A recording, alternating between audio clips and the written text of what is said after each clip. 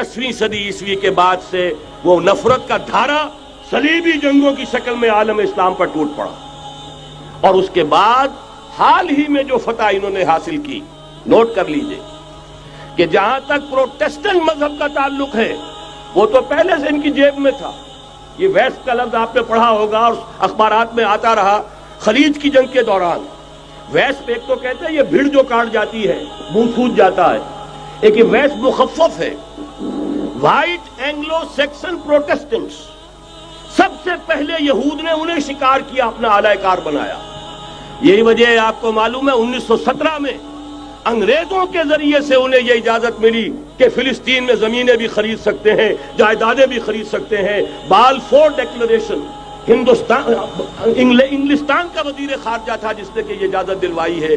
वरना यह कि खिलाफत उस्मानिया जब तक कायम रही है, खलीफा उस्मानी तुर्क खलीफा ने इजाजत नहीं दी, इसलिए कि हजरत उमर रजी अल्लाह तआला अन्हु, ये भी अब तारीख की एक हकीकत बयान कर रहा हूं जो शायद बहुत से हजरात के इल्म में न हो, कि जब यरूशलेम के ईसाइयों ने सरेंडर किया है यरूशलेम, हजरत उमर आए हैं, तशरीफ लाए हैं मदीना मुनव्वरा से चार्ज लेने के लिए।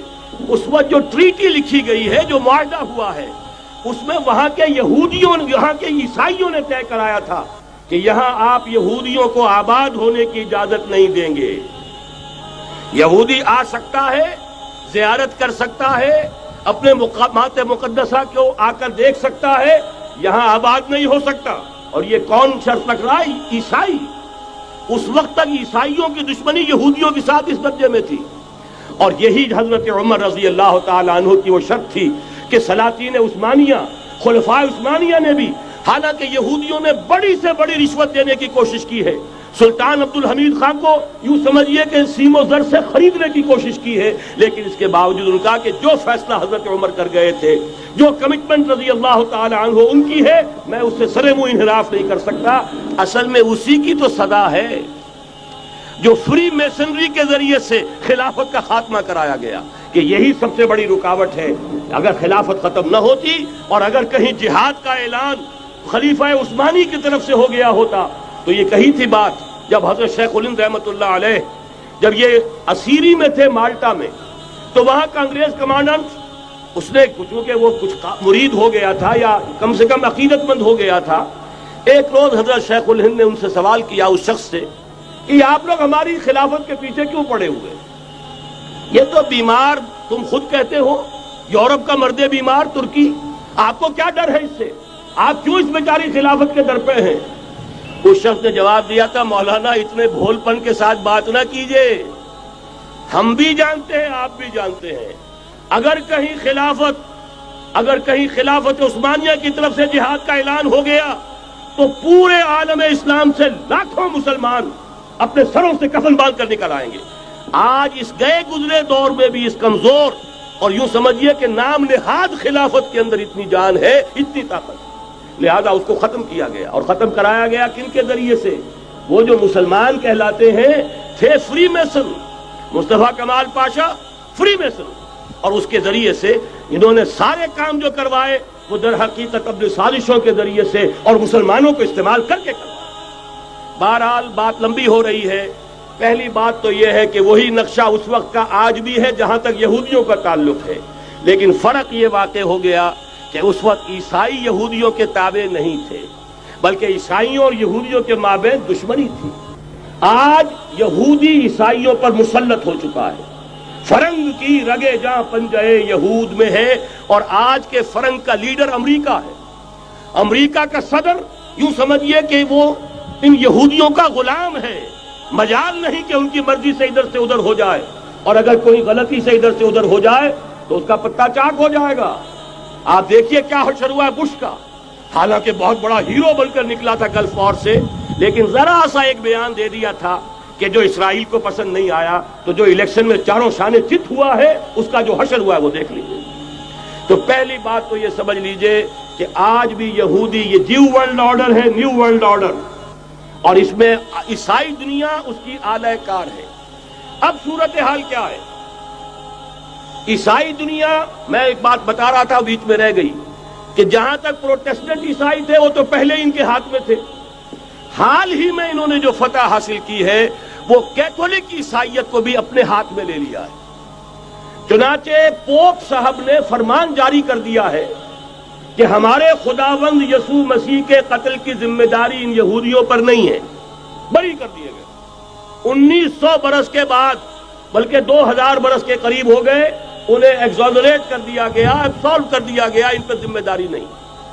نتیجہ یہ نکلا ہے کہ ابھی چند مہینے پہلے جو مذاکرات صلح کے ہو رہے تھے، جن میں یاسر عرفات بھی تھے اور یہ اسحاق رابین گیا ہوا تھا واشنگٹن، وہاں سے واپس آیا ہے تو روم میں رک کر پاپائے روم سے ملاقات کر کے تشریف لائے ہیں، انہیں دعوت دی ہے کہ یروشلم آئیے، اور ویٹیکان نے تسلیم کر لیا ہے اسرائیل کو، اور ویٹیکان کا اب جو ہے ایک ایمبیسی، اس کا جو ہے سفارت خانہ وہ یروشلم میں بننے والا ہے، اور پوپ صاحب بھی وزٹ کرنے والے ہیں۔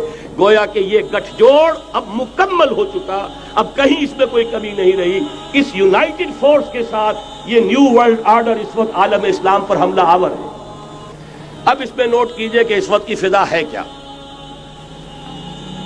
عالم اسلام میں سے عالم عرب ان کے شکنجے میں جا چکا، کیوں بنا کر کھڑے ہوئے ہیں اسرائیل کو ماننے کے لیے اور سر تسلیم خم کرنے کے لیے۔ انہیں بلا کر میڈرڈ میں پیش کیا گیا یہودیوں کے سامنے کہ تم جن کے ساتھ ایک ٹیبل پر بیٹھنے کو تیار نہیں تھے، میڈرڈ میں آؤ، آؤ اپنا قبرستان دیکھو، یہ اسپین کی سرزمین جہاں تم نے 800 برس حکومت کی تھی، یہ تمہارا قبرستان، یہاں آؤ اور بیٹھو اور ان کے ساتھ بات کرو۔ گئے تھے کہ نہیں تمام فرنٹ لائن سٹیٹس میڈرڈ میں؟ حالانکہ کوئی بین الاقوامی کانفرنس کبھی میڈرڈ میں نہیں ہوئی، یا تو یہ واشنگٹن میں، بعد میں وہ سارے معاملات واشنگٹن میں چلے، شروع وہاں سے کیا۔ اس لیے کہ نیوز ویک کا کچھ عرصے پہلے کور سٹوری جو تھی 1992 is the year of Spain. Why? 1592 was the year of the fall of Granada. 1492 میں 1492 میں غرناطہ کا سقوط ہوا، اور پورے آئیبیرین پیننسولا سے ایک ایک مسلمان بچہ بچہ نکال کر ختم کر دیا گیا، یا زندہ جلا دیے گئے، یا تہہ تیغ کر دیے گئے، یا جہازوں میں بھر بھر کر۔ اور آپ کو معلوم ہے میڈیٹرینین کی حیثیت کیا ہے، خلیج ہے، ایک معمولی سی خلیج، ادھر سے اسپین کا ساحل قریب آ جاتا ہے، اسپین کے ساحل سے جہازوں میں بھرا اور نارتھ افریقہ کے ساحل کے اوپر پھینک کر آ گئے۔ پورے ہسپانیہ میں جہاں 800 برس مسلمان کی حکومت رہی، ایک بچہ بھی مسلمان نام کا موجود رہا۔ یہ تھا 1492، اور اب آیا تھا 1992۔ 1992 is the year of Spain۔ اسی لیے ورلڈ اولمپکس رکھے گئے، وہاں دلہن کی طرح سجایا گیا ہسپانیہ کو، اور بلایا گیا، طلب کیا گیا، سمن کیا گیا تمام دول عرب کو، آؤ یہاں بیٹھو، اور یہاں بیٹھ کر اپنے ان یہودی دشمنوں کے ساتھ مصالحت کی بات شروع کرو۔ بہرحال نوٹ کر لیجئے، عالم عرب جا چکا۔ کوئی دن کی بات ہے، میں سنسنی پیدا نہیں کرنا چاہتا، لیکن حالات اور واقعات سے نگاہیں بند کرنا بھی کوئی دانش مندی کی بات نہیں ہے۔ یہ ایودھیا کی مسجد شہید کی گئی، ابھی یہ ایک بہت بڑا مزار جو ہے شہید کیا گیا، اور اس کے ساتھ کئی مسجدیں شہید کی گئی۔ یہ سب کیا ہے؟ یہ مسلمانوں کی نفس دیکھی جا رہی ہے کہ کوئی غیرت اور حمیت نام کی کوئی شے باقی ہے؟ جیسے علامہ اقبال نے وہ نظم لکھی تھی، عبدالقادر روہیلا بڑا ظالم جفاجو کینہ پرور تھا، لیکن یہ کہ اس نے جو ایک ٹیسٹ لیا تھا کہ وہ جو عورتیں ہیں تیموری خاندان کی، ان میں کوئی رمق رہ گئی ہے؟ معلوم ہوا کہ نہیں، کہ غیرت نام تھا جس کا، گئی تیمور کے گھر سے، ختم، غیرت نکل گئی۔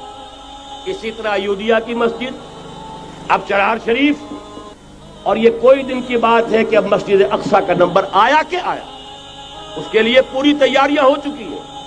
یروشلم کا مشرقی حصہ خالی کرایا جا چکا ہے، اس کے اندر اب پورا تسلط یہودی کر رہے ہیں، یہاں تک کہ آپ کے یاسر عرفات صاحب نے بھی کچھ نہ کچھ جو ہے احتجاج کی بات کی ہے، حالانکہ اب تک ہر بات مان کر منقار زیر پر تھا، لیکن یہ کہ ایک وقت آتا ہے آخر کار اسے بھی کچھ بولنا پڑ گیا ہے۔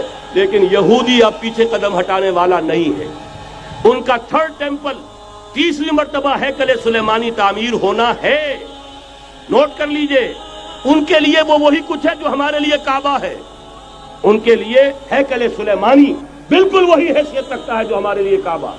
وہ ہیکل سلیمانی ایک مرتبہ پہلے نبوکدنضر کے ہاتھوں مسمار ہوا، پھر سن 70 عیسوی میں ٹائٹس کے ہاتھوں مسمار ہوا. سن 70 کے بعد آج 1995 میں کتنے برس ہو گئے؟ پورے 1925 برس ہو گئے کہ ان کا کعبہ زمین بوس پڑا ہوا ہے. اب تک تو ان کا بس نہیں تھا، اب تو بس ہے کہ نہیں؟ اب ان کی حکومت ہے کہ نہیں؟ اب شاہ حسن ہو چاہے شاہ حسین، ان کے نوکر اور چاکر ہیں یا نہیں؟ اب انہیں ڈر کس کا ہے؟ لہذا کوئی دن کی بات ہے مسجد اقصی شہید ہوگی اور ٹیمپل کی تعمیر شروع ہوگی. یہ تو بہرحال ایک نقشہ ہے. اگلا نقشہ آپ کو بتانا چاہتا ہوں، ایک دوسری تصویر ہے. یہ تصویر ہے زمینی، ایک تصویر ہے آسمانی. وَمَكَرُوا وَمَكَرَ اللَّهُ وَاللَّهُ خَيْرُ الْمَاكِرِينَ. انہوں نے اپنی سی تدبیریں کی، اللہ نے اپنی تدبیر کی، اور ظاہر بات ہے اللہ کی تدبیر سے بہتر تدبیر کس کی ہوگی؟ چنانچہ یہودیوں کی سازشیں اس وقت بھی ناکام ہوئی تھی یا نہیں؟ ظاہر بات ہے جاء الحق وزهق الباطل ان الباطل کان زہوقا.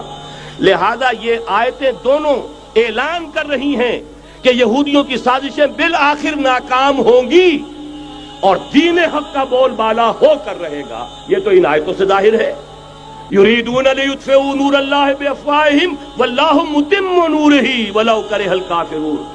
یریدون ان یطفئوا نور اللہ بافواہہم وَيَأْبَى اللَّهُ إِلَّا يُتِمَّ نُورَهُ وَلَوْ كَرِهَ الْكَافِرُونَ هُوَ الَّذِي أَرْسَلَ رَسُولَهُ بِالْهُدَى وَدِينِ الْحَقِّ لِيُظْهِرَهُ عَلَى الدِّينِ كُلِّهِ وَلَوْ كَرِهَ الْمُشْرِكُونَ.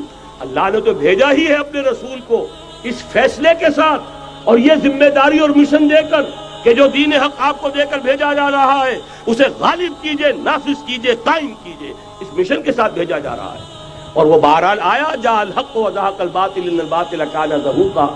لیکن نوٹ کرنے کی بات یہ ہے، ذرا یہاں تھوڑا سا تحمل کے ساتھ غور کیجئے گا، کہیں میرے خلاف کوئی فتویٰ دینا شروع کر دیں.